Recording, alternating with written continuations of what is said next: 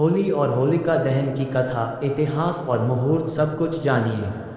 प्राचीन पर्वों की यही सुंदरता है कि इनके पीछे छुपे पौराणिक राज हमें आकर्षित करते हैं।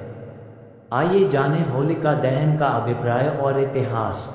होलिका दहन का पर्व संदेश देता है कि ईश्वर अपने अनन्य भक्तों की रक्षा के लिए सदा उपस्थित रहते हैं।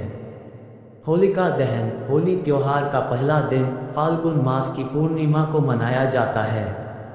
इसके अगले दिन रंगों से खेलने की परंपरा है, जिसे धुलेंडी, धुलंडी और धूली आदि नामों से भी जाना जाता है।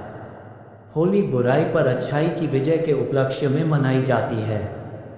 होलिका दहन, जिसे छोटी होली भी कहते हैं, के अगले दिन पूर्ण हर्षोल्लास के साथ रंग खेलने का विधान है और अबीर गुलाल आदि एक दूसरे को लगाकर व गले मिलकर इस पर्व को मनाया जाता है।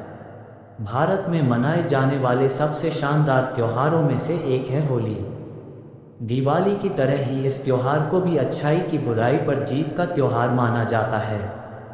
हिंदुओं के लिए होली का पौराणिक महत्व भी है। इस त्योहार को लेकर सबसे प्रचलित है प्रहलाद, होलिका और हिरण्यकश्यप की कहानी। लेकिन होली की केवल यही नहीं बल्कि और भी कई कहानियाँ प्रचलित है। वैष्णव परंपरा में होली को होलिका प्रहलाद की कहानी का प्रतीकात्मक सूत्र मानते हैं। होलिका दहन का शास्त्रों के अनुसार नियम, फाल्गुन शुक्ल अष्टमी से फाल्गुन पूर्णिमा तक होलाष्टक माना जाता है, जिसमें शुभ कार्य वर्जित रहते हैं। पूर्णिमा के दिन होलिका दहन किया जाता है। इसके लिए मुख्यतः दो नियम ध्यान में रखने चाहिए। एक, पहला, उस दिन भद्रा न हो। भद्रा का दूसरा नाम विष्टिकरण भी है, जो कि 11 करणों में से एक है। एक करण तिथि के आधे भाग के बराबर होता है। दो, दूसरी बात, पूर्णिमा प्रदोष काल व्यापिनी होनी चाहिए। सरल शब्दों में कहें तो उस दिन सूर्यास्त के बाद के 3 मुहूर्तों में पूर्णिमा तिथि होनी चाहिए। ये है होलिका दहन का शुभ और मंगलमयी मुहूर्त। होलिका दहन मुहूर्त मध्यरात्रि 11:26 से 12:30 के बीच। होलिका दहन की पौराणिक कथा। पुराणों के अनुसार दानवराज हिरण्यकश्यप ने जब देखा कि उसका पुत्र प्रहलाद सिवाय विष्णु भगवान के किसी अन्य को नहीं भजता, तो वह क्रुद्ध हो उठा और अंततः उसने अपनी बहन होलिका को आदेश दिया कि वह प्रहलाद को गोद में लेकर अग्नि में बैठ जाए, क्योंकि होलिका को वरदान प्राप्त था कि उसे अग्नि नुकसान नहीं पहुंचा सकती। किंतु हुआ इसके ठीक विपरीत। होलिका जलकर भस्म हो गई और भक्त प्रहलाद को कुछ भी नहीं हुआ। इसी घटना की याद में इस दिन होलिका दहन करने का विधान है।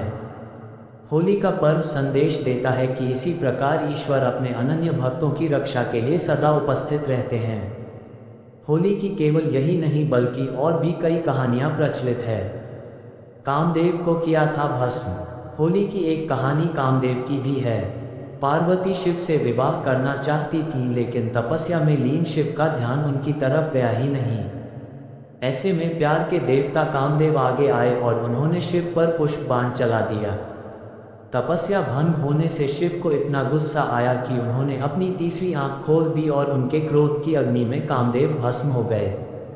कामदेव के भस्म हो जाने पर उनकी पत्नी रति रोने लगी और शिव से कामदेव को जीवित करने की गुहार लगाई।